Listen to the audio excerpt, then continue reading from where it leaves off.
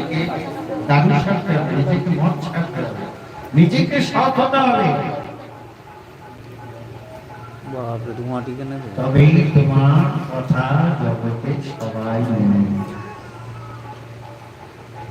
তো আমাদের জন্য রাজা যুধিষ্ঠির প্রভুকে বললেন, প্রভু আপনি আমাকে একটু করে বলুন, আমার মতো বিষয়ী ব্যক্তি সদা সর্বদা রাজপাট নিয়ে ব্যস্ত, হরিনাম করার সময় পায় না, একটু নিশ্চিন্তে গোবিন্দকে ডাকার সেই সময় নেই, তাহলে আমার উদ্ধার কি করে হবে, আমি কি করে ভবতরী পার হব?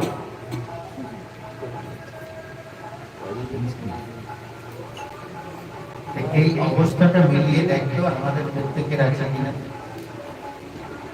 আমাদেরকে শুধু কি সময় আছে ভগবানকে ডাকার আগে? আছে কারো সময়? বলি না বাবা, ভাত রাঁধবো কখন, খাবো কখন, খাওয়াবো কখন, এত যদি হরি হরি করি। তাহলে প্রশ্নটা আমাদের জন্য, এই এত ব্যস্তের মধ্যে আমরা কি করে এই সংসার থেকে উদ্ধার হব? এই কথা নারদ বলছে, নারদ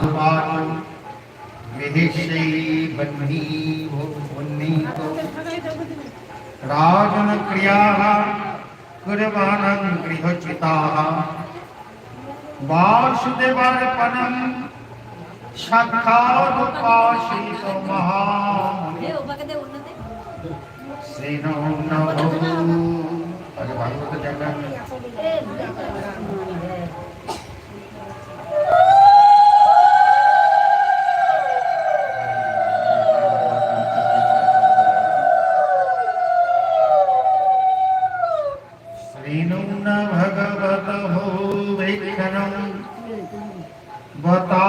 कथामृतं श्रद्धानु जटाकारमुपशान्त जना।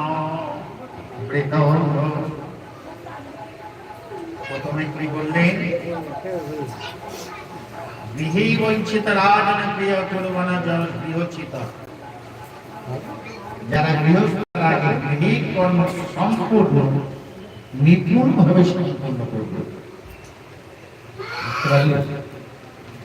গৃহের কর্ম নিপুণ ভাবে সম্পূর্ণ। নিপুণ মানে তোমার স্বামী যা দরকার তা দিবে, পুত্রের যা দরকার তা দিবে, গৃহস্থ আছে তোমার গাভী আছে তাকে খাওয়াবে, তোমার গৃহে যতগুলো পালিত পশু বা জীব প্রত্যেকটাকে তাদের সব দিক দিয়ে সন্তুষ্টি বিধান করে বাসুদেবার কোন সাদানুপাসিত। এই যে এতগুলো কাজ করছো, কিন্তু সকালে উঠে আগে সংকল্প করো। সংকল্প মানে প্রতিজ্ঞা। পূজার সময় যে সংকল্প করা হয়, হরিত দেবী তুলসী তাতে তামা বাজে, কারণ এই যতটুকু বস্তু না এটি বলে কেউ মিথ্যা কথা যারা ভাবে। এই তুলসী তামা হরিত এটা হাতে নিয়ে যেটা বললি সেটা পালন করতে হবে। যদি না পালন করতে পারো তোমার নরকে যেতে, কারণ প্রতিজ্ঞা করে যে পূরণ করতে পারে না তাকে নরকে যেতে হয়।